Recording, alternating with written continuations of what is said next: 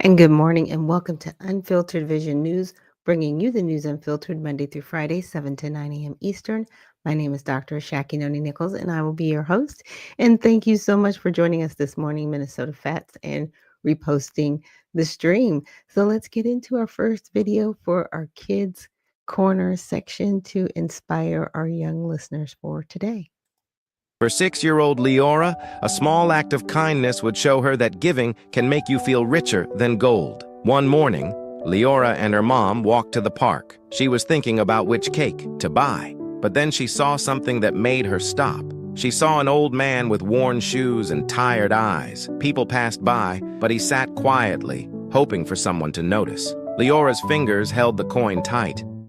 She thought of cake, then thought of the man's empty cup. Her heart made the choice before her mind did. One afternoon, they sat together on the bench. He told her stories of his younger days, and Leora forgot all about cake. She had found something sweeter. That night, Leora told her mom, helping him felt better than eating cake. Her mom smiled. That's because kindness feeds the heart. Leora learned, riches aren't only in what we keep, they grow when we give. And helping others, that's the sweetest treasure of all. Yes. And I would also put that with a disclaimer. I don't want children just sitting with any random older person. Okay. This is a cartoon, right? And the moral of the story is to notice, if someone, may be sad or down and really engage with them. And that's, something that we need to remember, especially going into the holidays, right? Because people out there don't have families they can just, go and spend time with and talk to. And a lot of people do get very sad around this time of year and they call them the holiday blues, right? I actually saw a video and a security guard, they were upset because the Christmas tree was up. I was like, I can't believe they did this. It's like, well, ma'am, not everybody feels the way you do. But the bigger question is, why are you so sad? And maybe nobody really asked her the question. But maybe no one's really taken the time to just reach out and say, hey, did something happen over the holidays that you don't want to celebrate? Is there something going on right now that maybe you need to talk about? And sometimes it's just being there to listen. You don't necessarily have to say anything, just listen. And that's something that I want to encourage us to do, you know, between now, which tomorrow is Thanksgiving, and definitely to the beginning of the year, to December 31st. We really need to take the time out to, you know, not only be thankful, but really reach out to those who might not be in a good headspace. I'll just say that.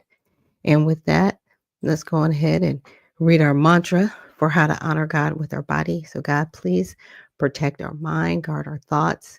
God, help me to fix my thoughts on what is true and honorable and right and pure and lovely and admirable. So I will think about things that are excellent and worthy of praise. God, protect my ears.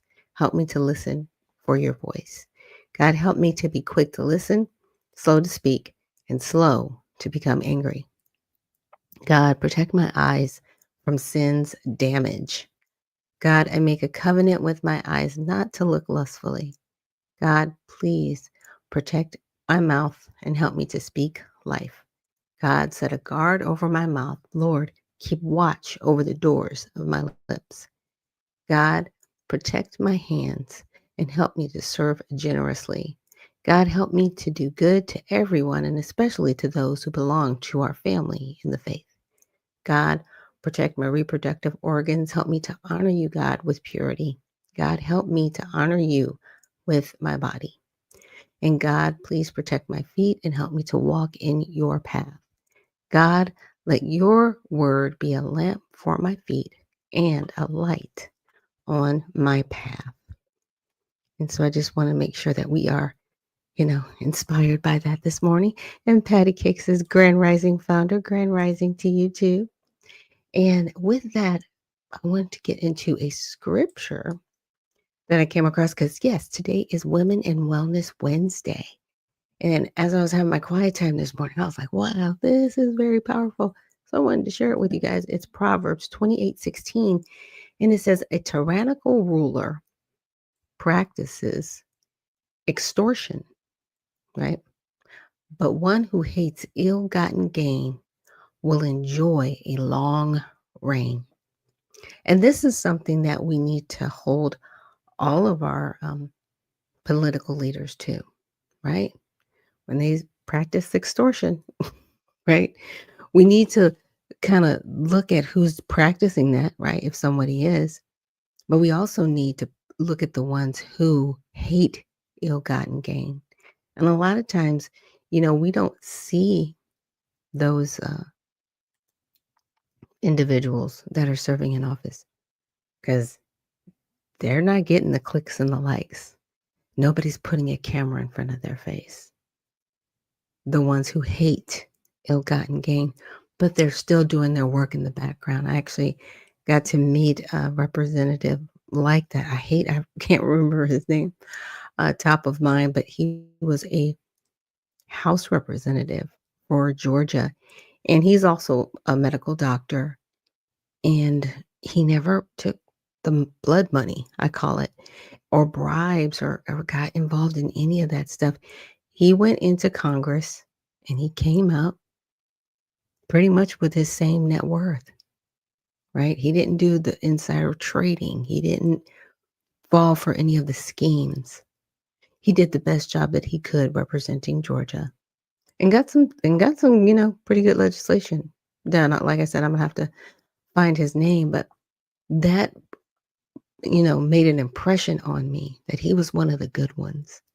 And he said, yeah, it's wild there. There's a lot of lying, there's a lot of cutting deals. He says, for the most part, I couldn't wait to leave once I got there. And that's sad. And that lets us know how, destructive people are being within our federal government and how we need to send good people there to weed out those that shouldn't be there.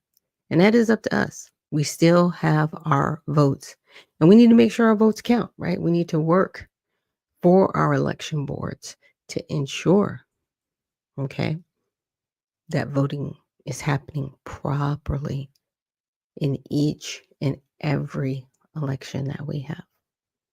So, again, let's keep that top of thankful mind. It's Women in Wellness Wednesday, and it is open mic. So, if anybody would like a mic to come up and speak, I will be opening that up at 8 a.m. So, at the top of the 8 a.m. hour, I will start taking individuals that want to join me here. If you do not have a link and you would like to be on the show, just email me at unfilteredvisionnews@gmail.com or send me a message on X. Just let me know in the comments, that you've sent me a request. So I will definitely send you the link. Now, time to get into the news. So I've been hearing a lot about people um, how should I say it? It's not so much a talking point, but they're bringing back up the conversation of the Smith Month Modernization Act, right? And the Smith Month Modernization Act is where, well, we'll just get into the Smith Month Act. The Smith Month Act basically protected the general public here in the United States against being propagandized. Plain and simple. Well, the Modernization Act allows the propaganda. And here we are, right? People talk about, well, there's disinformation. You never heard about disinformation in the 1950s. You know why? Because they couldn't propagandize the general public. But now they can. And so now people don't really know what to believe. And so we really have to get back to studying, right? Verifying, as they call it, fact checking, right? But really fact checking. If somebody quotes something from a congressional bill, we can go to congress.gov and find it. Because if they didn't do it, then we need to hold that person accountable, right? Don't lie to us. And Nicole Foster says hi. And Annalise says she's hot. Oh, well, I appreciate that. Thank you. Thanks for the compliment. But I wanted to play this video from Barack Obama. And this is where he was talking about disinformation, but just really hear what he has to say about it and how it really can affect the mindset of the general public. A country's public square with enough raw sewage. You just have to raise enough questions, spread enough dirt, plant enough conspiracy theorizing that citizens no longer know what to believe. Once they lose trust in their leaders, in mainstream media, in political institutions, in each other, in the possibility of truth, the game's won. Yeah. And that is really what's going on. Because it's like, yeah, once you get people's trust eroded, game's won. Because people will be so numb, they won't know what to believe. And they'll believe anything. That's the bad part. And that's where we have to be diligent, and we cannot give up fighting for truthful information. And Uncle Coldwater, thank you so much for joining us this morning and reposting the stream. And with that, I came across a video from AOC. I might have to play it like a couple of times because I was in disbelief when I heard it. I was like, she didn't say that. Yes, she did. She said that. So here we go. My concern is that the lesson that they're learning is that Democrats are weak, and that next time we just need to hurt working people and working Americans more to get them to fold. And I won't play it again. This administration, my concern is that the lesson that they're learning is that Democrats are weak, and that next time we just need to hurt working people and working Americans more to get them to fold. And Okay, so her stance is to get Republicans to fold. They need to hurt Americans and working people more. So now they're literally using the American people as pawns. Like we always knew we were pawns. Just saying. But to hear you say it, like people are nothing, like they are worthless, like they're useful for you to play this game with Republicans, as if that's what you're supposed to be doing. No, you're supposed to be representing, you're supposed to be passing forth legislation that actually enriches our lives, not yours. But this is that mindset up there, that I'm just going to go against you for the sake of going against you, no matter who it hurts, no matter who gets damaged. She is the result of what Barack Obama just said. That's why I played his video first. Like I said, you wouldn't believe some of these things unless you really heard them. Just saying. Just saying. Now, I'm going to get into this next piece, this next video. This one. This one's interesting. This is really bizarre. Over the weekend, X rolled out a new feature where you can click on an account and discover a little bit more information about them. The key critical piece of information is where the account is located. And so they roll out this new feature. But one thing people are quick to figure out is that the Department of Homeland Security, it turned out it was based in Israel. People were quick to screen record this and take screenshots of this. Some of those screen records and some of the screenshots have been proven to be fake. They were modified, they were doctored. However, X and Grok confirmed that, yes, there are some real screenshots and videos showing that Department of Homeland Security had at one point shown that it was an account based in Israel. But they're saying it was a glitch. Oh, a glitch that just so happened to show Israel as the country?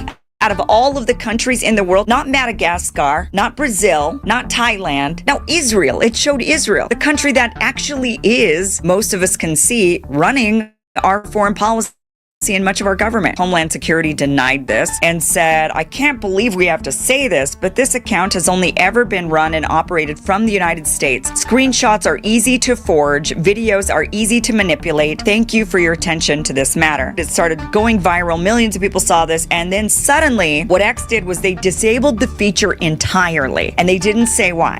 I wonder why. Just to corroborate this, we went to the Facebook account of the Department of Homeland Security. This is the page transparency for the Department of Homeland Security Facebook account, not X. And if you go down to the bottom where it says the location, it says United States, India, and Malaysia. It's showing right there, the Facebook page is run out of different countries. Clearly the US, the America First administration, has outsourced its social media to India and Malaysia for its Facebook account. So what makes us believe you didn't outsource your Twitter account to Israel, the country that you're protecting at all costs, the country that you're aiding and abetting in a genocide, and now you're all telling us that we're all a bunch of gullible idiots online? Oh, it was a glitch. You know what? It's actually kind of believable that you've allowed them to run our Department of Homeland Security social media account, and probably actually the Department of Homeland Security itself. Not a far stretch, considering everything that we've seen. Okay. Right. And Uncle Cold says, what's crazy about what she just said is that the Democratic supporters won't even catch what she just said. I know. Because they'll be so caught up in, you need to fight for us. We'll fight at all costs, even if it costs us our lives. It's like, what? Huh? Are you serious right now? This person does not have your best interest. They do not care about you. They do not care. And they're okay saying it, the quiet part out loud. It was that part. So with that, and thank you, big ups to Kim Iverson for kind of pointing this out. So I went to X and I was like, I wonder if it still shows in Israel. It doesn't anymore, right? It actually shows, let me make it a little bit bigger. Let's see, get 175. It says that DHS, Homeland Security, is located in the United States. But now you notice this little badge. This little badge wasn't here before, because actually over the weekend I heard about it and I did screenshot myself. I went to a couple of accounts. I was like, wow. A lot of them were not based in the United States. Some were based in Turkey. Some were based in just India and other parts of the world. I was like, wow, okay. Because I always think, people use VPN for this, and maybe that's where it pings the VPN. But no, this is what I'm going to show you is the difference. It actually does ping wherever it's from. But notice how with DHS, this is all you're seeing. Got verified where the account's based when they join. Okay. But if you click on this little badge, you get this error. It's not an error, but you get this that pops up. It says country or region may not be accurate. One of our partners has just indicated that this account may have used a proxy, such as a VPN, which may change the country or region that is displayed on their profile. Because sometimes when you use VPN, you're using a VPN from wherever it's located, not from where you're located. Okay, so it can show up from anywhere. You could be in the United States, but your VPN is in Turkey, for example. We'll just say that. And so that's what's going to show up on your profile when you log in. If you're logging in using the VPN, it's not going to show United States. So this data may not be accurate. Huh? Okay, so some internet providers may use proxies automatically without action by the user, just like what I said. So I use, what is that? It's not Cox Communications. Gosh, I can't think of the name. Wow, I can't think of the name of my service provider right now, but I'll think of it momentarily. But anyway, so your internet service provider, right? So you might be using them, but if their proxy, if they are based out of, let's say, the UK, even though I'm here in the United States, if that's where they're based out of, that's what it's going to show. But it's like I said, it's very interesting only because I thought, and this is my opinion, I thought it was by the IP address. So where doesn't matter what internet service you use, even if you use VPN, it's the IP address that shows, and wherever you are at on the planet, it will pinpoint to exactly where you are. So if you're in the United States, in Texas, in Austin, Texas, it's going to pinpoint you to your exact location. That's the beauty of an IP address. Okay. Yeah. But here you see it. They're like, internet provider might use a proxy. The dance. And this is how I know this is kind of fraudulent, allegedly. Because here's my account. Okay, this is me, right? Date I joined. And it says my account is based in the US. But you know what you also see? You see when I was verified, ID verified, my any name changes that I did, but where I connected from. There shows no connection for DHS.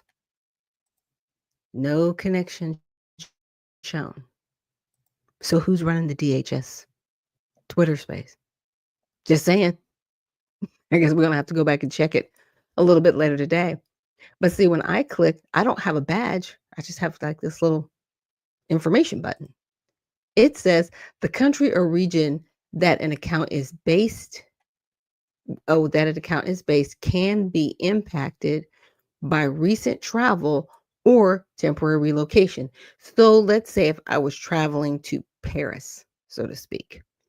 Yes, I'm here in the US, but if I'm traveling to Paris, obviously the location that I connect to or connect with is going to show Paris. It's not going to show the United States. Okay. So this data may not be accurate and can change periodically. So that's what they're doing. They're kind of loosely giving people a pass, right? So if somebody goes back and says, hey, well, this account said this person was in Turkey or this person was in India and this person was in Asia, so on and so forth, they can now say, oh, well, stop lying. Stop that. And here's another thing I'm going to show. Let's go to Mr. Musk's account, Mr. Elon. Okay. He joined in 2009. His account's based in the United States. It's not based in Africa. And he's from South Africa. But I'm like, really, dude? He's such a troll. It's verified since 3000 BCE. Really, bro? You're a mess. But this says he's connected via the United States App Store. What's that? Because mine is connected via United States Android app. You're connected through the App Store. So I guess because he is like the owner of all things, right? That shows up on his profile. So now he's got this little badge thing. I don't have a little badge thing. And his says what DHS is saying. One of our partners has indicated that this account may have used a proxy, such as a VPN, which may change the country or region that is displayed on their profile. This data may not be accurate. Some internet providers may use proxies automatically without action by the user. Okay. Now I could see Elon doing that because obviously being the holder of all things, X, if he's traveling, let's just say he did go to South Africa, it might show South Africa if that's where he's physically located. But right now he's physically located in the United States. I'm just saying, you can't put the toothpaste back in the tube. People know that people were lying about who they are, where they're from, exploiting the racial divide on this app. And I know now you're trying to dial it back and fix it and make excuses, but you can't. It is what it is.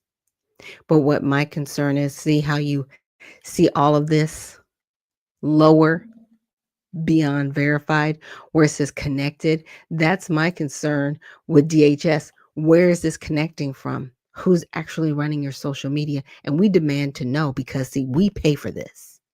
These are our tax dollars. By the way, stop. It's weird how they play that game. It's like, oh, your tax dollars are so important. And then they want to turn around and be like, well, you can't really tell us what to do in the government. Yes, we can. And yes, we will. You need some explaining to do, Miss Known, Miss, Secretary of DHS. You better figure this out. You better make a statement. We better know exactly who's running this social media. Really?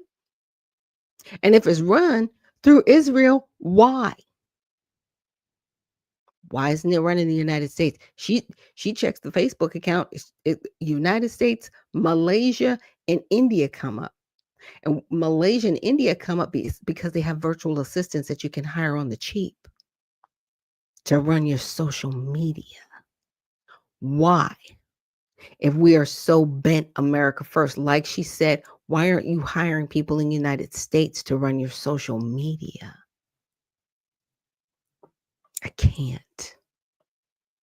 So you're actually giving people information outside of this country that's sensitive to post to us, United States of. Do you see where I'm going with this? I mean, come on now. Come on. And Sincerely Lawless, thank you so much for joining us this morning. She says, good morning, founder, and good morning to you too. So this was just something I came across and I had to bring it up because I was like, really? Is this what we're doing? Is this what it's come to now? My goodness.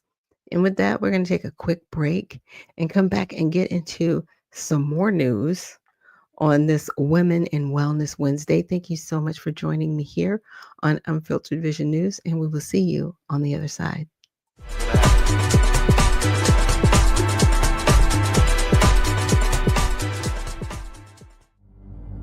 A life empowered is closer than you think. We're all looking for a better way. Reimagine what's next with a new sense of exuberance. Why not power on like you mean it? Or power off blissfully? A better sleep is a better awake. You've never moved like this before.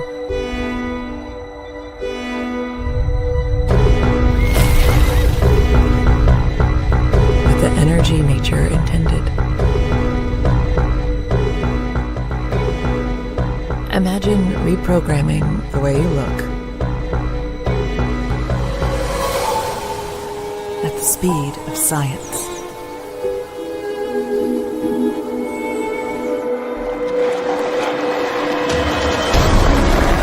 At longevity.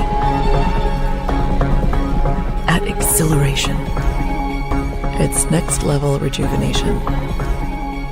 Taking your well-being from the inside out and outside in. The light within is ready to ignite. Be the light. LifeWave.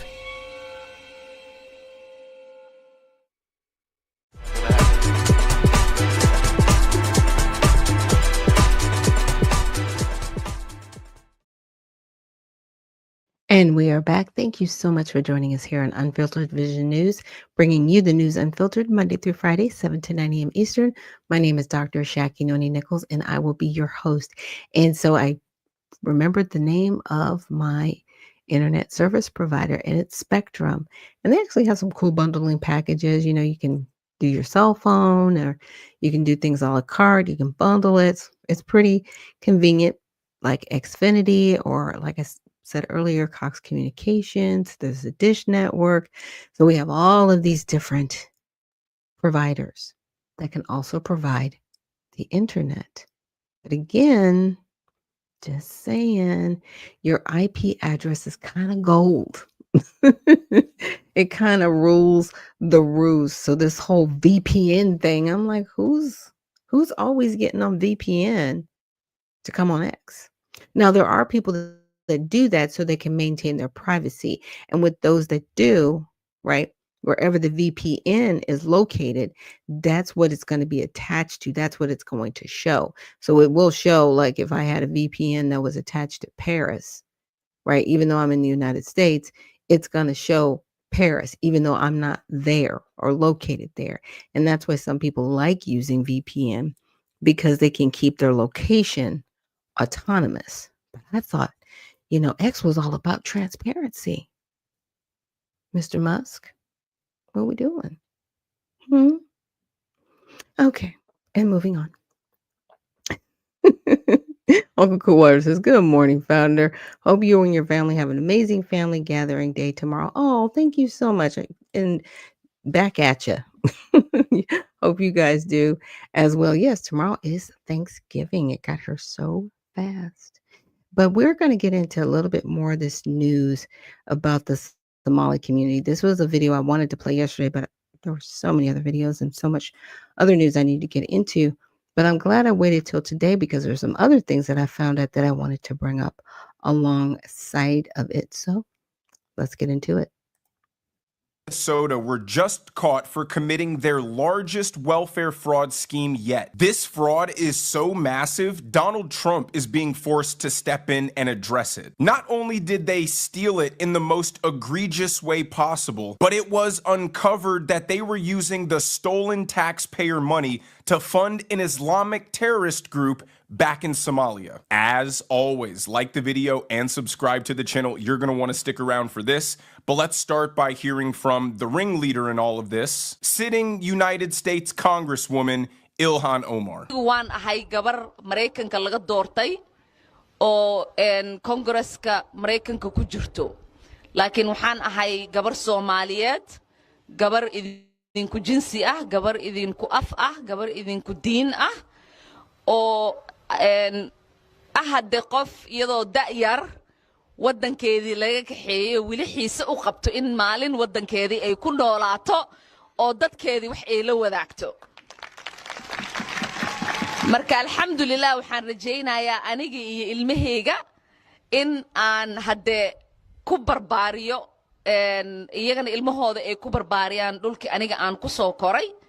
taasna haddii ay suurtagelayso waa hadda shaqo badan inaan wada qabanaa hadduu Ilaahay yiraahdo. I don't think it's a coincidence that a United States Congresswoman frequently and openly admits she does not view herself as an American, but a Somalian. She's furious and resentful that she was brought here. She misses it. She loves it. She wants to move back there again. She wants to raise her children and grandchildren there. But there's a lot of work that needs to be done first to make it more stable and prosperous. It is connected to every major Somali fraud ring that is robbing the Minnesota and federal taxpayer. We willingly allowed an entire diaspora of people whose culture is predicated on corruption, violence, and piracy to come settle in the United States. And now the very first generation of kids they have here who are US citizens are engaging in the same behavior that made Somalia unlivable. They're the most welfare-dependent immigrant group in the United States. They were already caught stealing $300 million in COVID relief funding that was meant for hungry children with the help of a self-hating white liberal lady. But take a look at their latest scheme, the largest one yet. This clip's a little long, but by the end of it, your jaw is going to be on the floor.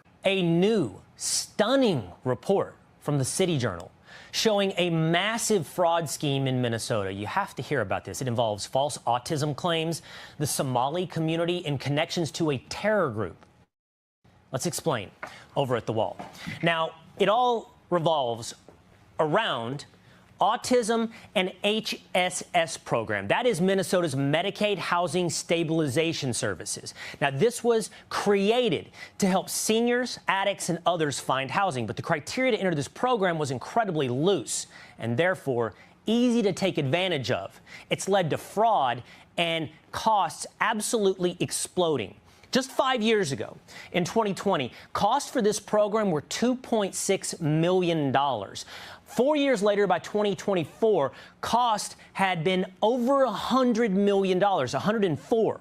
Through the first 6 months of this year, costs are at $61 million, meaning if you double that over the entirety of the year, you're looking at $122 million. In 5 years, from $2 million to $122 million. Now, why? 6 people are accused of defrauding HSS, and they're members of the Somali community. But this just gets worse if we take a look at Minnesota's federally funded autism program.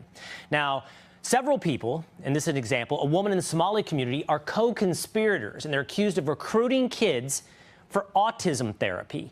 They brought in families, had them convinced to get their kids diagnosed as autistic. In fact, these families ultimately ended up having various social services bid for their children, competing with the number and size of check that they would get.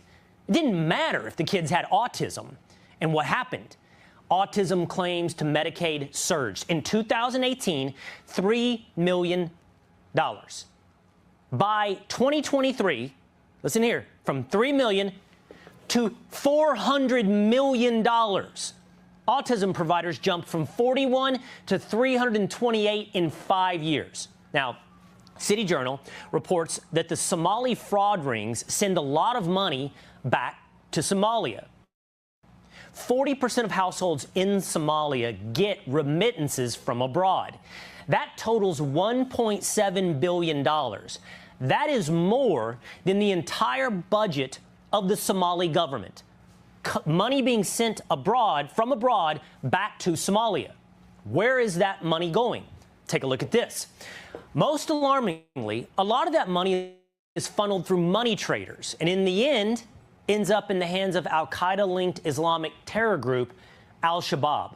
So to bring this full circle, the Minnesota taxpayers are funneling money through fraudulent autism claims back to Somalia, where that money lands in the accounts of Al-Shabaab. So not only are they unscrupulous enough to steal money allocated for hungry children, but they'll steal money allocated for children with mental disabilities. We are importing people into this country from places that absolutely despise us, who of our kindness, our generosity, our willingness to help, our social safety nets designed to protect people in need, and then scam, rob, and defraud them for everything they can. Because as Ilhan Omar stated, it doesn't matter that they live here. It doesn't matter that we make them citizens. They are Somalis, and the same cultural priorities and preferences that led to the destruction of Somalia are now leading to the destruction of Minnesota. But would you be surprised if I told you that this level of Somali corruption in Minnesota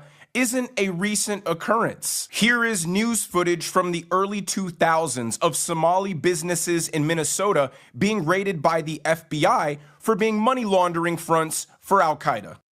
At Cedar and Riverside, 2 businesses shut down, their assets seized, and a suspect hauled away.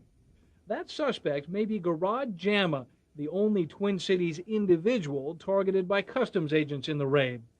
Jama's last known address, this apartment complex at 2100 Bloomington Avenue South in Minneapolis. A block away from the first raid, 2 more businesses raided and shut down. At both locations, a steady stream of Somali refugees hoping to wire money home to their families turned away. Business is shut down right now. And at both locations, boxes of material seized, including a safe and a filing cabinet.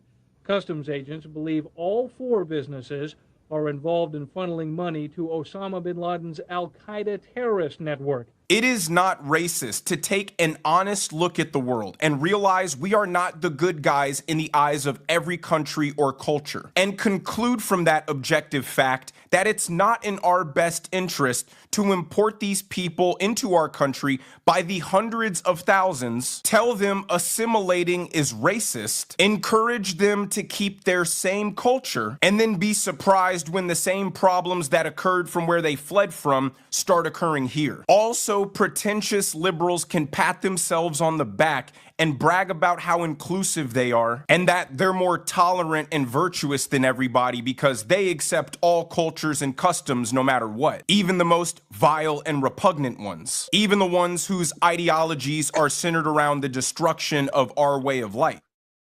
A Somali immigrant was recently arrested for sexually assaulting a child, and his mosque subsequently sent a letter to the prosecutor begging for her leniency, her forgiveness, her understanding, stating the man didn't know what he was doing wrong because of cultural barriers and differences. Why are we importing people into our country who culturally don't understand that being a child predator is bad? Why are we tolerating this insane progressive social justice experiment with our country? They think the concept of bad people doesn't exist. Every person is just misunderstood, and if they get dropped in America, given infinite free welfare, while not changing the root cause of their flaws, which is the culture, they'll just miraculously turn into this upstanding citizen. But this latest fraud was so massive that Donald Trump hit his breaking point, signing an executive order ending all temporary protective status for Somalis in Minnesota. President Donald Trump posting on Truth Social that he will terminate the temporary protected status for Somalis in Minnesota. In his post, he says the reason is, quote, Minnesota, under Governor Walz, is a hub of fraudulent money laundering activity. I am, as the President of the United States, hereby terminating, effective immediately, the temporary protected status, TPS program, for Somalis in Minnesota. Somali gangs are terrorizing the people of that great state, and billions of dollars are missing. Send them back to where they came from. It's over, President DJT, end quote. Now, we have reached out to Governor Tim Walz for a comment, but have not heard back tonight. Somalia's protective status currently runs through March 2026. Now, tonight, Congresswoman Ilhan Omar responding to Trump's post on Twitter, saying, I am a citizen and so are majority of Somalis in America. Good luck celebrating a policy change that really doesn't have much impact on the Somalis you love to hate. We are here to stay. The statement by Ilhan Omar reveals everything wrong with our immigration policy post-World War II. She is rubbing our nose in the fact that they are all citizens because of our wonderful birthright citizenship laws. And there is absolutely nothing we can do to stop their fraud, to stop their abuse of the welfare system, to stop them from electing not to work, having 5 kids, and then receiving $10,000 per month in government benefits, to stop their destruction of the United States from within because they're legally here. She is bragging that the Somali diaspora has successfully scammed the United States system because that is what the Somali culture celebrates, scamming and corruption. If you can see what their culture leads to when given their own nation, why would you expect it not to lead to the same thing if you put them all in a singular city in Minnesota? She's mocking us by saying you can't deport your way out of this problem. Take a look at what the Somali gangs did in Minnesota during the $300 million Feeding Our Future scam, and it really ties this entire thing together. We have new details on a jury tampering scheme at the center of a major fraud case. Federal prosecutors indicted 5 people for their roles in offering a juror $120,000 for a not guilty verdict in the Feeding Our Future fraud scheme. The U.S. attorney says the group targeted juror 52 because she was the youngest juror and appeared to be the only juror of color. According to court documents, they dug up information on her family online and even put a GPS tracking device on her car to track her whereabouts. During their investigation, investigators uncovered a video of one of the defendants leaving a bag of money at the juror's home. You may recall the juror came forward with the bribe, and 5 of the 7 defendants were found guilty of fraud. They were convicted for stealing millions of dollars from the government meant to feed hungry kids during the pandemic. Tracking people, witness tampering, bribery, bags of cash. The entire Somali community in Minnesota is one big crime racket. They use their businesses for fronts. They put politicians in place as cover. They create policies that funnel taxpayer money into the pockets of Somalis. They then turn around and send that money back to Somalia to fund Islamic terrorism against America. And even after all of this, here is the Minneapolis police chief apologizing to the Somali community if they feel singled out and targeted by all of these fraud investigations. Oh yeah, and he has a Somali translator. Take a look. community hadda caruurteena inaan garab istaagno chiefkana waa u baahannahay annagana waa isku baahannahay cashaan oo ka mid ah odayaasha communityga Soomaaliyeed iyo waalidiinta magaaladan degan ilmana ku koriyay. The Somali community here in Minneapolis has been welcoming and has shown love towards me, and I appreciate it.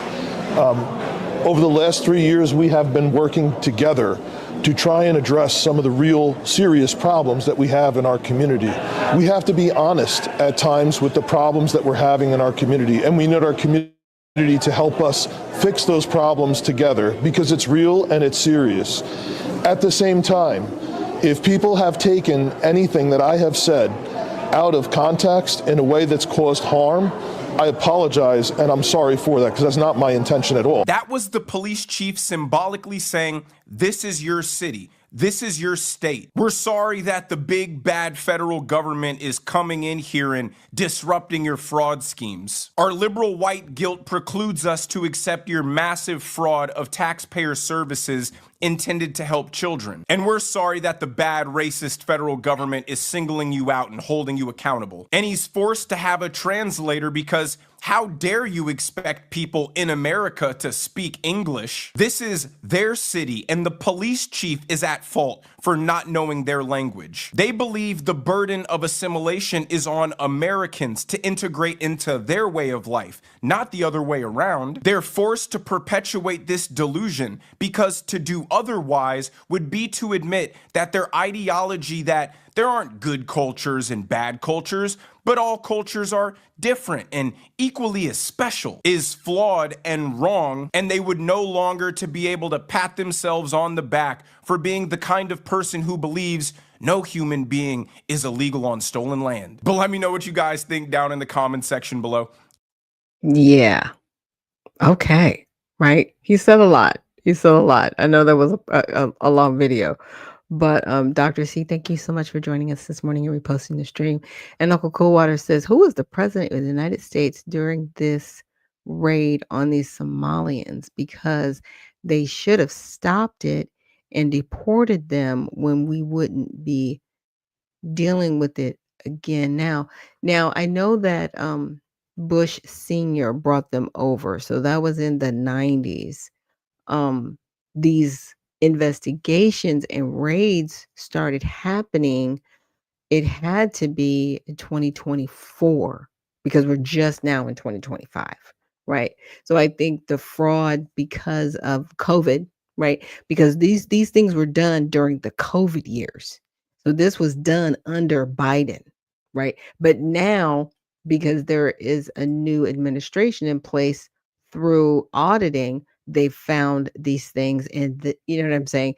Now, the President Trump's new administration, they're not putting it in. A lot of the stuff is happening at the state level.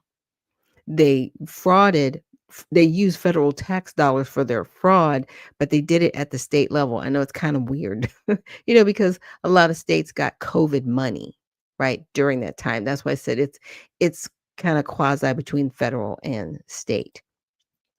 And Uncle Coldwater says, I've always said that this is stupid to allow your enemies and those who consider your country to be an evil onto your American soil.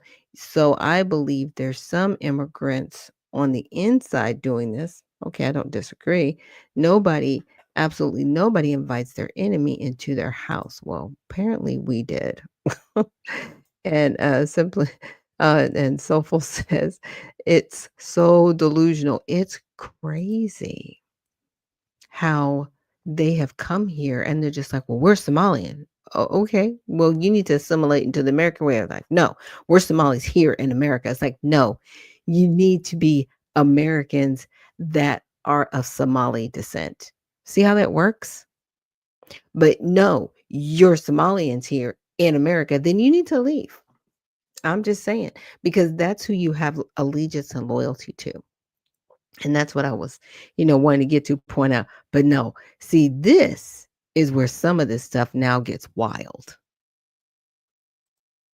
$7.2 million fraud case in Hennepin County. The judge has thrown out the jury's guilty verdict. This is a case Lou Raguse has been following since the beginning. The judge's actions could make it harder to prosecute state fraud cases in the future. Lou? Julie, it's extremely rare for a judge to reverse a jury's verdict in a criminal case. Jurors I spoke to today told me it was not a difficult decision to find Abdi Fattah Yusuf guilty in a Medicaid billing scheme, and they're surprised by this development.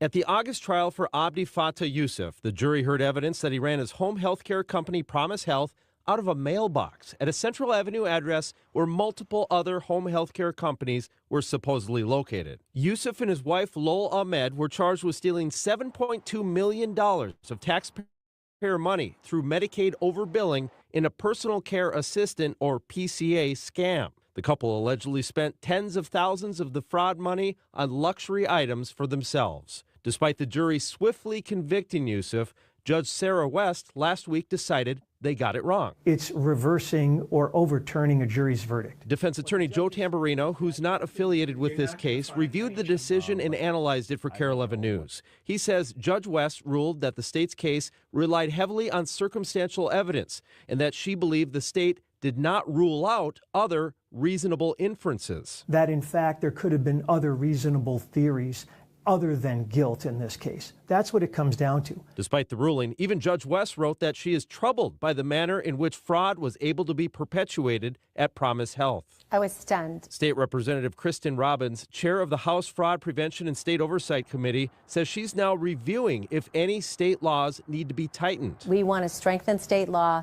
so that we can get prosecutions out of these cases, because clearly a jury thought he was guilty. Jurors in the case can't believe the decision. I am shocked. I'm shocked based off of all of the evidence that was presented to us and the obvious guilt that we saw based off of the said evidence. It was not a difficult decision whatsoever. The deliberation took probably 4 hours at most. Based off of the state's evidence that was presented, I was beyond a reasonable doubt. The attorney for Mr. Yusuf, Ian Burrell, sent me a statement today that says, in part, Judge West's ruling affirms what we have maintained from the beginning, that our client, Mr. Yusuf, was wrongfully accused and did not commit fraud or racketeering. The Attorney General's office filed an appeal this afternoon, so the Minnesota Court of Appeals will take a second look at this decision. Julie.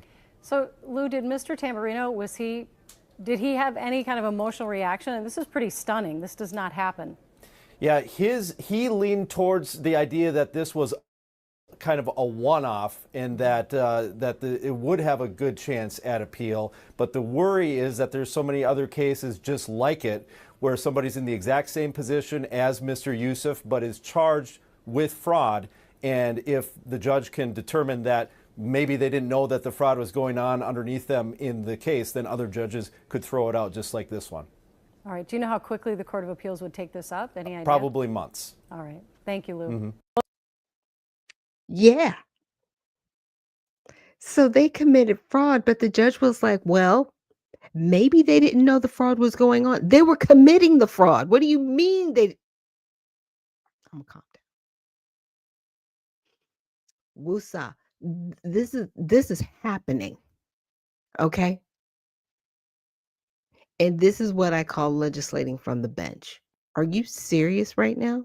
These people willfully committed fraud, willingly abused the system. And they did it because they didn't think they were going to get caught. And then when they got caught, your further insult to injury is telling them, well, maybe they didn't know that it was going on in these other places, these other businesses that were coming to the same address and not providing the services. That was the fraud. They were taking the money. They were not rendering the services that they were getting the money for. And you decided as a judge, we're going to let them off, because how did they know how were they to know that the services weren't being rendered? Really? Okay, but that's what happened, y'all. And Hailey says, Ahmed, yeah. And Hailey says, thanking the universe for the age of Aquarius where everyone and everything will be exposed. Oh, it's all coming out, but it's the response that is just mind-boggling. So there was that. Now, there was also some SNAP fraud that was going on that I wanted to bring up briefly. Investigates continues looking into one of Minnesota's most expensive programs. It's a Supplemental Nutrition Assistance Program, or SNAP. Tonight, investigative reporter Kirsten Swanson reveals the state hasn't used a new tool aimed at cutting off the flow of taxpayer dollars at the first signs of fraud. Kirsten? Kevin and Lindsay, by the numbers, the SNAP program in Minnesota is massive. Close to 440,000 recipients rely on it. And in the past year, the state gave out nearly $875 million. But when people try to take advantage of the system, we wanted to know what the state is doing to stop them. Your department has said that fraud in SNAP is incredibly rare. Can you give us some context there to help us understand what that means? Sure. Tiki Brown is commissioner of the Minnesota Department of Children, Youth, and Families. Less than 1% of all participants are found to have committed an intentional program violation. Data provided by DCYF 25 Investigate shows that from July 2024 through June 2025, the state completed nearly 8,000 investigations into potential fraud. They found fraud in 555 of those cases. Is that system working? It is absolutely working. It is absolutely working. We have the exact right protocols in place to ensure that if people knowingly provide false information, we have the ability to contact them and to collect information from them and to prosecute them to the fullest extent of the law. Part of that process, Brown says, is getting the money back. And this year, the legislature added a powerful tool to help. A new state law allows state agencies to withhold payments to a program participant for up to 60 days if they find evidence of fraud. DHS says it has now cut off payments to 11 providers. It's already being used in other safety net programs, but 5 Investigates found SNAP isn't one of them. At what point in that investigative process are the benefits stopped? I believe it's once prosecution has occurred. Days after this interview, DCYF confirmed it is not currently using that new authority. Instead, the department relies on a state statute that disqualifies an individual from receiving SNAP payments only after they're found to be guilty of wrongfully obtaining assistance. That same law also requires the state to claw back any money that's fraudulently obtained. Brown says they go as far as working with the IRS to get that done. From mid-2024 to mid-2025, DCYF says the state recouped about $7.3 million in what it describes, guys, as overpayments. So last night in your reporting, you mentioned it takes 3 instances for somebody to be disqualified from the SNAP program. Any idea how many people that is? Right, permanently disqualified Right. is the way that they say it. So we did ask the department that question earlier today. A spokesperson says their data team is still working to compile that information. As soon as we have it, we'll of course update the story online at kstp.com. Okay. Kirsten Swanson from 5 Investigates. Now, if you have concerns about weight, Yeah, but it's just crazy how it's always Minnesota. I won't say always because there's fraud happening everywhere, right? But they're pretty much the spotlight is on them because the amount of fraud, not just with the SNAP program at the state level, but with these other programs like Feeding Our Future, and then this $7.2 million scam for, providing these services that never got provided for. So it's really simple. It's almost like, okay, did you receive any services? And if they put down a fraudulent name or place and the people say, no, we never got those services, hello, it's real simple to prove. They said they were going to provide a service that they took money for to provide the services. They never provided the services, but this judge let them off. So Spud says, check that judge. They might have been paid off, right? And I actually did check it. So I bet you I got some fire ahead. Wait, so I bet you got some fire ahead. Well, I'm hoping to. But here's the thing. This is what I did check on that judge because that was my same thinking, right? Did this judge get paid off by the Somali community because sometimes that can happen, right? So I ran a check through Grok and I said, based on available public records and recent news coverage, right? The judge, Sarah S. West of the Fourth Judicial District Court, she was appointed in 2018 and then elected in 2020 with her current term expiring in 2027, right? So her background, she got her bachelor's degree at the University of Minnesota. She got her JD from William Mitchell College of Law, which is okay. So her community and professional involvement, she's a board member of the community bar, vice president and president-elect of Hepburn County Bar Foundation, and former member of the Grant Review Committee. She currently presides over treatment courts in Hepburn County, focusing on issues like substance abuse and mental health.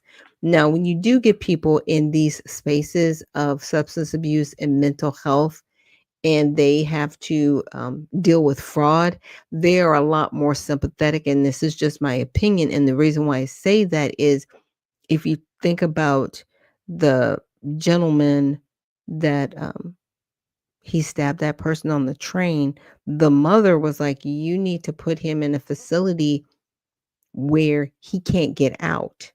And he was sent to a very low security facility, right? And the mother was like, no, you need to put him in a high risk facility. Well, the judge was like, oh no, we're going to put him in a low risk, facility and he should be fine. Well, he turned around and killed that woman. So what I'm saying is when you get judges that have any connection to substance abuse, mental abuse, they tend to be a lot more lenient is what I'm trying to get at. And it's just a track record with them. It is what it is. You can go to any case and just find it. So there are no public documented ties between Judge West and Minnesota's Somali community.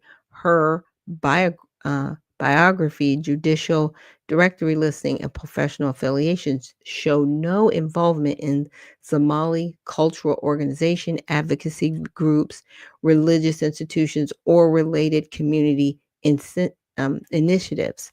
Searches for news articles, social media discussions, and official records related to the case yield only speculation from critics, right? Let's see. Conservative commentators suggesting her ruling was influenced by DEI concerns or sympathy for the defendant due to his Somali background, but no evidence or factual claims of personal, family, professional, or financial connections. Okay. So basically, no, she didn't have any ties.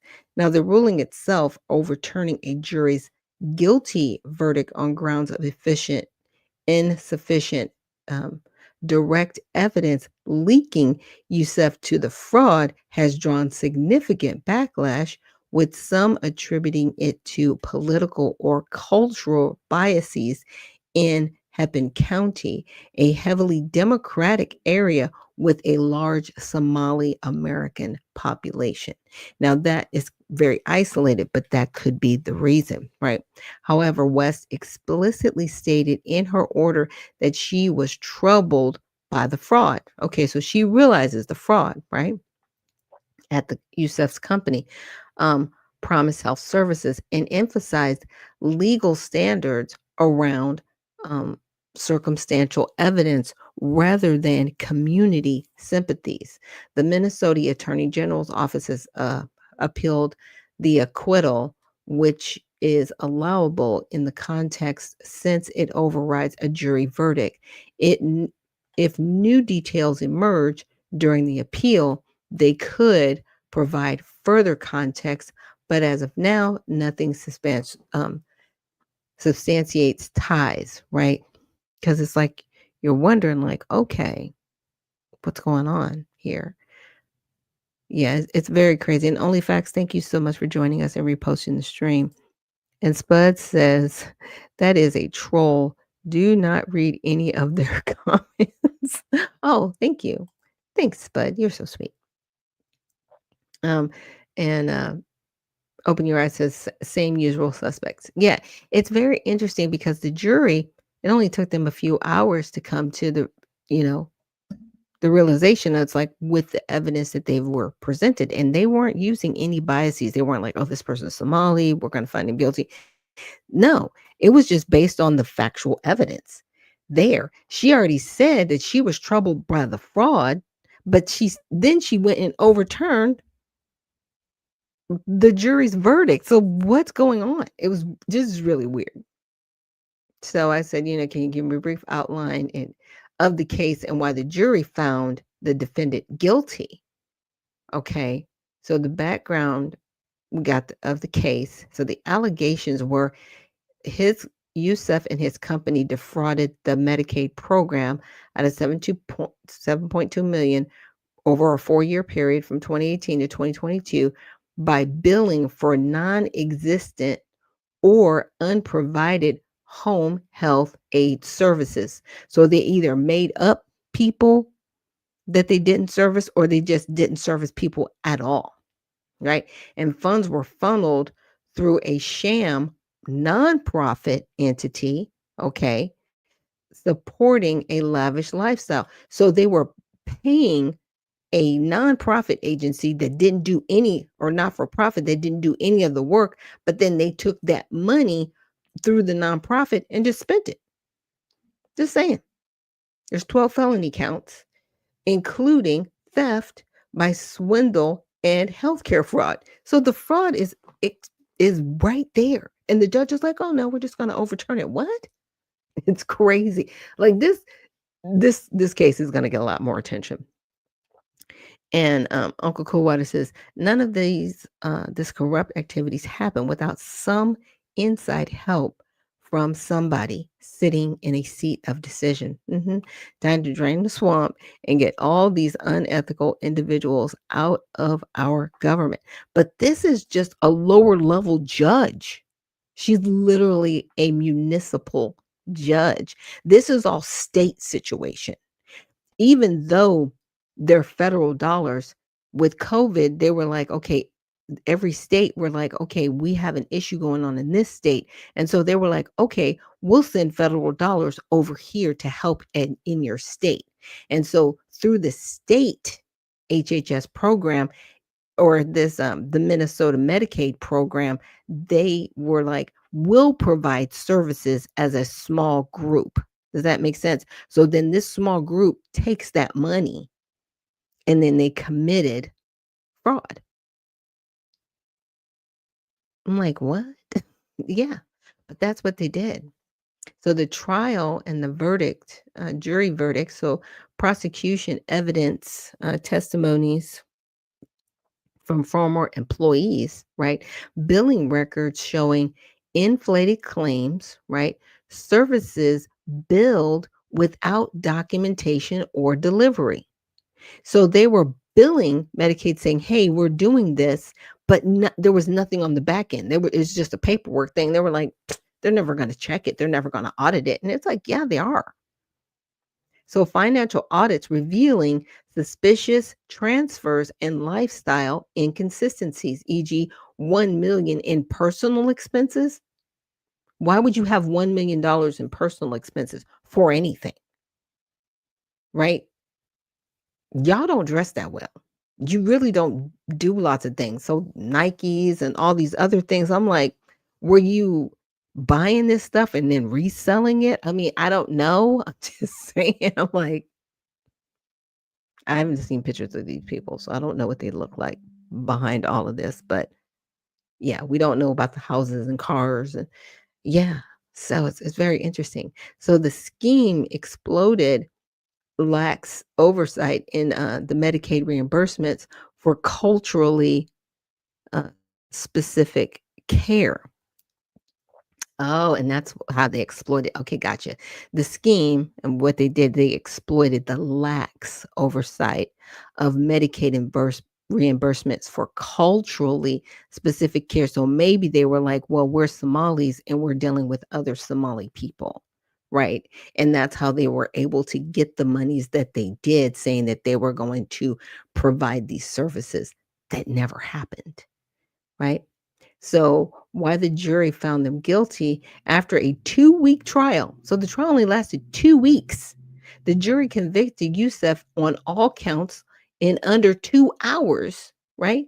Describing the evidence as obvious fraud with clear patterns of billing irregularities and personal enrichment. Jurors emphasized the undeniable paper trail and witness accounts linking the fraud directly to company operations under Youssef's control. So they were like, okay, 2 weeks in 2 hours, they found this person guilty. And then the judge comes in and overturns it. It's crazy. So in November 2025, Judge West overturned the verdict via judgment of acquittal, citing insufficient direct evidence tying Youssef personally to falsified claims, relying on circumstantial evidence. Huh? So okay. This is the judge, y'all. So the state appealed, calling the ruling troubling given the fraud's scale. So the judge came back and said that there was insufficient direct evidence tying Youssef personally to falsified claims. The jury said Youssef was guilty on all counts in under 2 hours, describing the evidence as obvious fraud.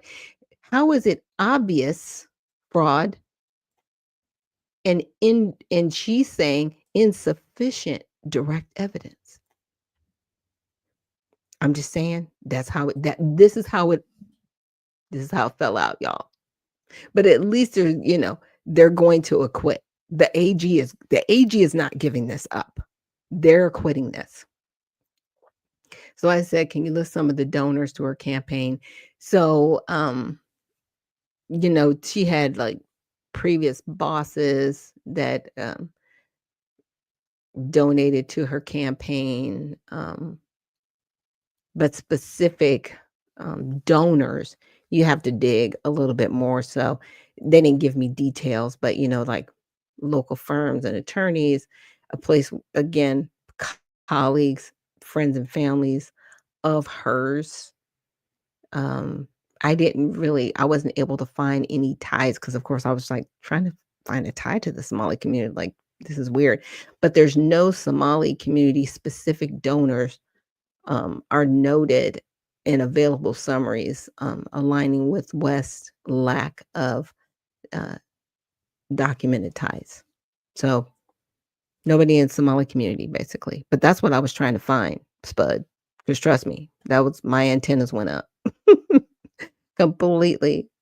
And Uncle Coolwater says, anyone seeking to run for government positions, federal, local, and state qualifications should be based on what country they have come from and whether or not America is a conflict with that country will determine if you qualify to even be a candidate. If there is a conflict with America in the home country of the individual, you absolutely do not get to be a part of America's government on any level. No judges, no police, no nothing. Oh, wow. Okay, I hear what you're saying. Yeah, because it becomes an issue of loyalty, right? Because I think there's like a Somali sheriff, and I had saved it in my bookmark, and I was just like, wow, it just looked really crazy. He was just talking to Somalis, like, yeah, Somalis, we're going to keep Somalis safe first, and this and that. And I was like, bro, you're a sheriff. You're supposed to protect the state. Like, that's your job, is the state, not one particular community. Are you serious right now? I might have to take a break and come back with you guys with that video. But yeah, it was very much a trip. So Yeah. Now, the last one I'm gonna play for you guys. This is about the individual. He raped a young girl and 12-year-old, and this is a Somali individual. Raped a young girl, found guilty, everything. Well, the people in the community wrote the judge and saying, well, it's a cultural thing and he didn't know any better. And the judge actually gave him a more lenient sentence. I'm not kidding. And this was mentioned in the video that Brandon did, but I'm just saying, I want to play Hernandez, her take on it, just so you guys can see the mindset in Minnesota, especially in Minneapolis, when it comes to these individuals that are Somali. It's really crazy to me. Is standing in front of the Al Hassan Islamic Center in St. Paul, Minnesota. Now, I'm standing here because this mosque has made national headlines after they penned a letter of community support for a Somali immigrant who sexually assaulted a 12-year-old. Now, back in 2024, this perpetrator was charged after abducting a 12-year-old from her backyard, forcing her into his vehicle, and then sexually assaulting her. He has since been convicted of first-degree criminal sexual assault.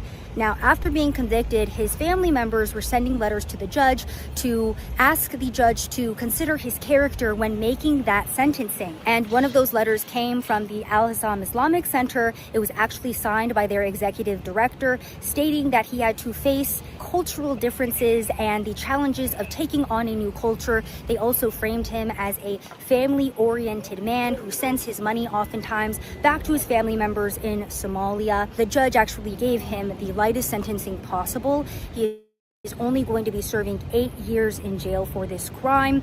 He was sentenced to 12 years, but those last 4 years are going to be spent out of jail and on probation. By the way, going back to that point about the challenges of a different culture, this perpetrator has been in the United States of America since 2006. So he's been in the United States for 19 years. He was born in Somalia, but he has been here for almost 2 decades at this point. However, the culture coming into play when it comes to, as the Islamic Center put it, this situation, the situation, of course, being him sexually assaulting and abducting a 12-year-old girl. So just wanted to give you guys an idea of some of these stories, some of the cultural impact happening here in Minnesota as it relates to the Somali community. Yeah. So it's happening in various cases. That's where I'm coming from. So it wasn't just this, fraudulent case. This is also happening in a rape case where they're petitioning the judges and the judges are like, oh, okay, well, if it's a cultural thing, well, maybe what? And Hernandez, she even said it. She was like, this person has been in the United States for 19 years. Didn't just get here, didn't get fresh out, and there's still no excuse, even fresh in. What are you doing? We're not going to assimilate to you. And I think that's the demand we need to have as the American public. Guess what? We do not have to allow you to be here on our soil. Just because you think you're American, you're not. You are a Somali here in America. And that's what you stand on. And that's who you are. And we need to all make a demand to the White House and petition. You need to get these people up off the soil. They are nothing but a stain here on the country. Ilhan Omar, she wants to say, oh, we're the fabric of America. No, you're not. And whatever fabric that is, we need it up off the soil because you're not helping the American public. You're a leech on America, period. That's what it is. And Uncle Coldwater says, but that doesn't mean that Somalians don't donate. Absolutely. And it may have gone through a different name or something. Yes. So what I had pulled up donation wise, just so you guys know, if I wanted to know further, like literally like everybody, almost like the FEC kind of report, I could request it, right? Through Minneapolis, through their data. This was just a few of the things that Grok was able to pull in general. So obviously, this is to me, It's very obvious this person has ties to the Somali community and they are very sympathetic towards this community. But again, this Islamic Center sent a letter to the judge telling the judge, hey, this is cultural and this person doesn't really understand that they shouldn't do this. You don't understand that you shouldn't rape a 12-year-old child? What is wrong with people and abduct them from their that's not if that's a cultural thing, then all y'all got to go. And I demand it. You're not like us. You're dangerous to the United States and you need to get up off the soil. So that's what I'm talking about. There's a conflict between countries. You should not be in a position of power on level in America. Exactly. Dual allegiance is a dangerous position for America's. Absolutely. Absolutely. And Uncle Coolwater also says, this is why I said ethnicity or country, right? That relocates to America should not have the American tag on their ethnicity, right? You are just visiting and working in America, but you are not Americans, right? Like people like to say, I'm a Jamaican American and this American. It's like, no, you're either American or you're not. Because when you decided to become an American for whatever country you're coming from, you broke ties with the allegiance to that country. Now, you might be ethnically, you might have your ethnicity, right? If you're Chinese, but if you're an American, you're supposed to be an American here. Your ethnicity is Chinese. But does that make you a Chinese American or does that make you an American that's just so happens to be Chinese? And it should be the latter. You're an American that just so happens to be Chinese, but your allegiance is here to America. Your allegiance isn't to China. And that's where we really need to, send that, force that home and understanding home on people. And I've got a guest to join me here. She's joined me here before, Miss Patty Cakes. So let me bring her up to the stage. Hey, Patty Cakes, how you doing? Hey, can you hear me good? Yes, I can hear you. Okay. First off, on the eve of Thanksgiving, I am getting ready to start cooking. Right. I know everybody's, Okay. heading and traveling and all that good stuff. I I think that's horrible. Ugh, I can't even explain how horrible that is for somebody to think that that's okay. And I think, one thing that the government has not tackled is when it comes to what do we do when you have refugees that come over and you don't tell them, explain to them about what happens in this country and the things that they do. And I think that's a problem, right? We never Yeah. have any of those conversations. We just say, okay, you're a refugee. Here's money. Here's food. Here's a place to stay. Here's all this stuff. We just give them that. We don't ever, Mhm. go through any type of anything to actually let them know what is it acceptable. I guess that's a better way of Right. saying it. What's Right. acceptable here in this country? Right, because and I hear you because when people want to apply for citizenship, there's a pathway, right? And they have to learn about the Constitution and they have to learn all these things to actually be an American.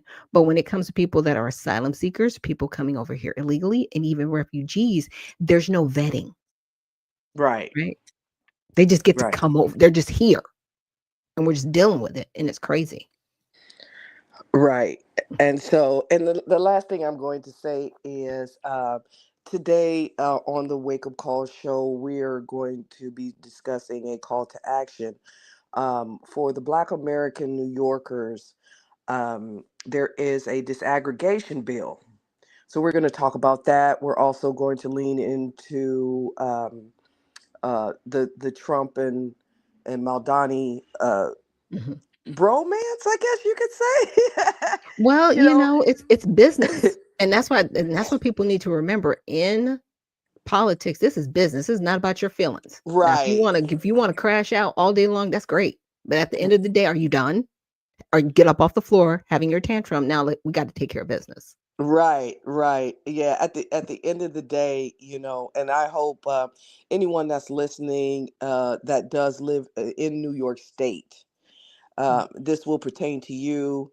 Um, we definitely want to get the word out that it's been even Maldani filled out his application to live somewhere, and he put African American on there.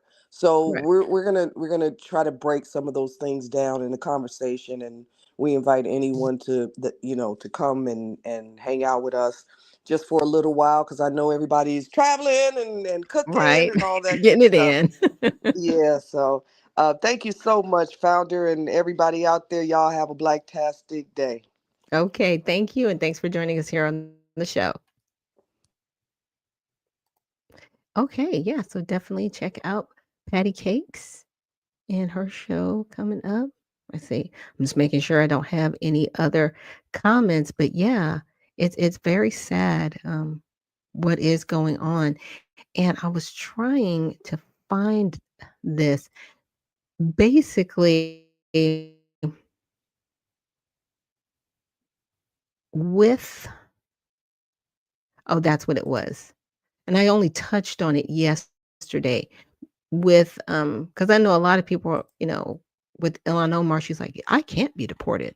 She thinks she's above it. I'm like, ma'am, your citizenship can be revoked. The people that would have a harder time being deported from the country would be someone like myself, who's an actual American citizen of this country, born citizen, where my parents and my parents' parents and all the way back through, like going through pre 1776, we were here on the soil. Okay. You have a harder time deporting someone like myself as opposed to someone like yourself who, as a refugee, were brought here with your parents at the age of 8. And then in the 2000s is when you actually applied for citizenship to become an American citizen. Okay. So there is a difference between naturalization and born citizenship. And your arrogance precedes you, and it will be your downfall. Because guess what? If you are seen as a threat to this country, you can't be removed. You can't be deported. Like, I don't want you to think you're above it, baby. We can demand your removal. And that's exactly what I want the American people to do and continue to do, to petition. Not that you just get removed from Congress, but you and everybody that is of Somali descent that came here in the 90s and with their children that they have had here on this soil, y'all got to go. You do not have any American values. You do not respect America, and you need to leave. And you really think that you can't be removed? We got something for you. So let me share this briefly, and then we're going to get up out of here. Because I said, are there any cases in the United States history where naturalized citizens were removed? Yes, there are multiple historical instances in U.S. history where naturalized citizens, i.e., people who had already been granted U.S. citizenship through naturalization, were stripped of their citizenship, denaturalized, and in many cases, subsequently deported. Below are significant camp, and this is the one that I'm focusing on. So this was a mass denaturalization campaigns in the 1907 to 1940s, and the legal basis, the Naturalization Act of 1906, and later the 1940 Nationality Act allowed the government to cancel naturalization certificates obtained by fraud, or if the person was deemed to have shown lack of attachment to the Constitution. It's a very broad standard, but we can make that case for these people that are here Somali because they keep saying, well, it's our culture. But that's not the culture in the United States to rape and apprehend little girls. Okay, well, that's our culture. Well, it's not our culture to defraud the United States. Because you guys made everything Somali specific. You made this your ethnicity specific things that you were doing with this fraud. Feeding our future? Mm-hmm. Feeding hungry children, right? Okay. $250 million. Got it. Then with the autism situation, it was still, you were doing it in the Somali community.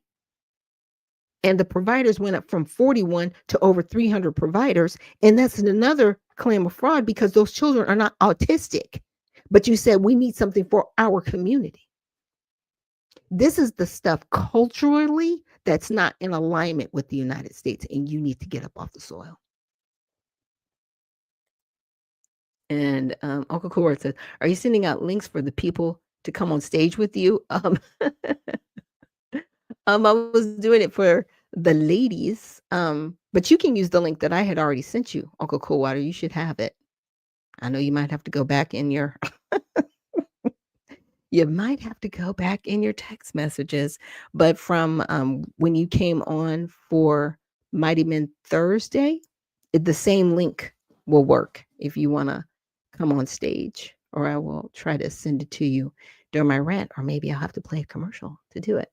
But you guys can see where I'm coming from with this.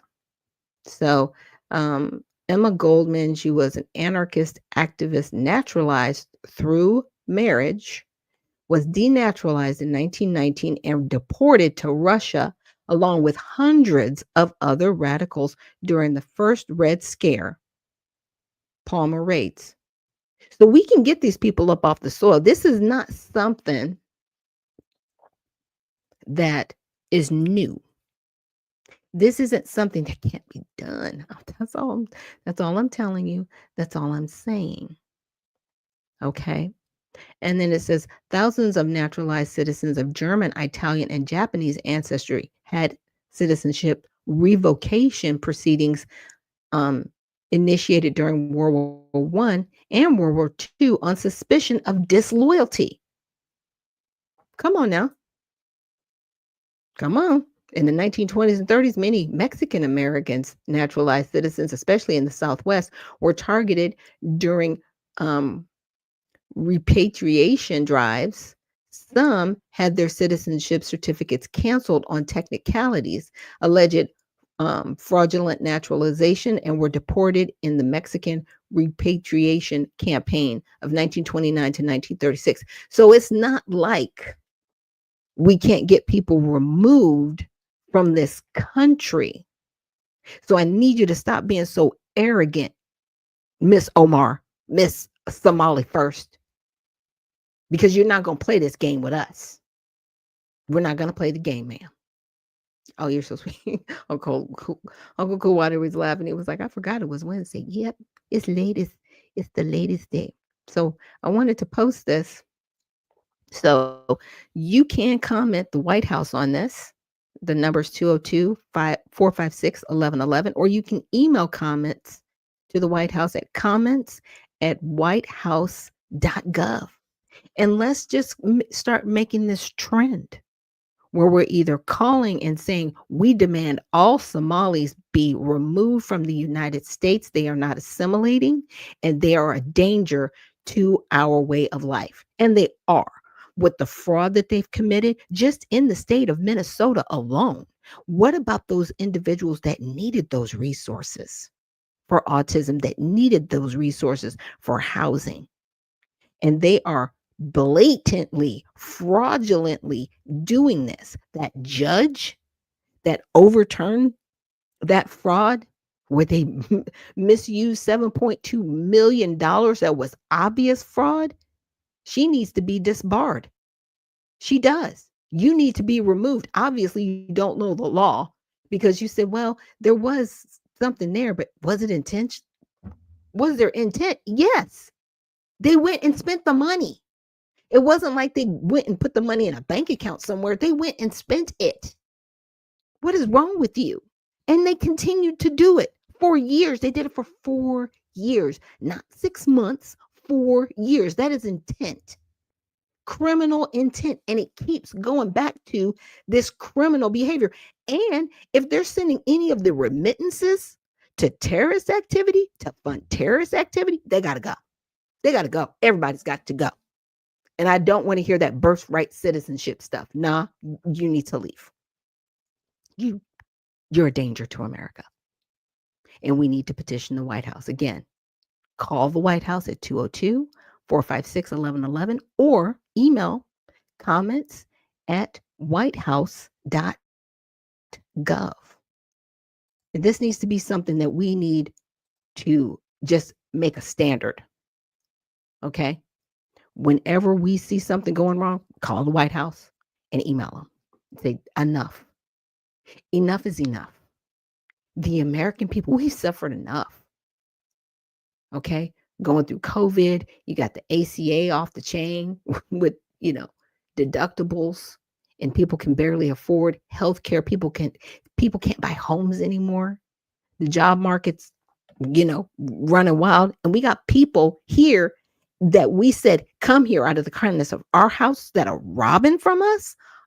Enough. Enough.